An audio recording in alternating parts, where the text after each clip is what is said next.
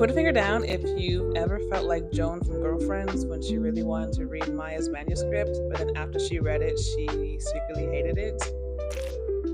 Because that's how I feel, unfortunately, about If I Rule the World by Amy DuBois Barnett. I really had high hopes for this book, guys. I was so excited to read a book that talks about a journalist, but also an editor, a Black woman editor for a magazine. And I felt really, really inclined to read this, being a journalist myself in the media world. So this was a very high expectation book, but I just couldn't really enjoy it, mainly, if I'm being honest, with just all of the sex.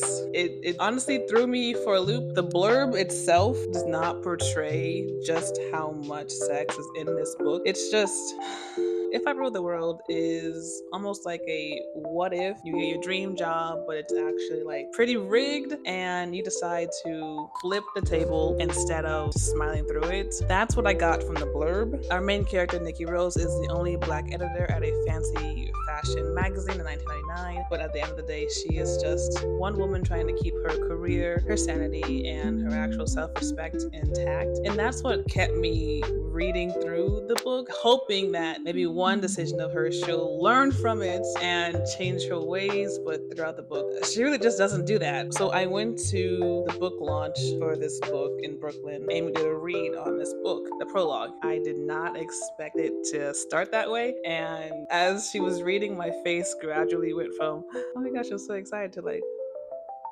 oh, that's not what I expected. I'm expecting a Black woman who pretty much has to climb her way to the top, but I didn't expect her to use her body to get there, if I'm being so truthful. And I really have to say this because this is also based in the 90s. I am not born in the 90s. Choices that Miss Nikki has made in this book are choices I will never make, or I have never thought to make, being in her 20s. And maybe that's why I'm disconnecting, because she is not as professional as she tries to be or she portrays herself to be. I really just couldn't I couldn't stay into it. Like, I'm reading it to just read it at this point, but I'm just like, girl, can we please focus? I rated it a 3 out of 5, but I definitely wanted this book to be a whole lot more than what it was. I think it's an understatement to say that Nikki has a hard time putting business over pleasure, which a lot of men in the story do as well, but we don't see a lot of men being attacked for it like Nikki is. And there was one woman in the book club who hated this book so much,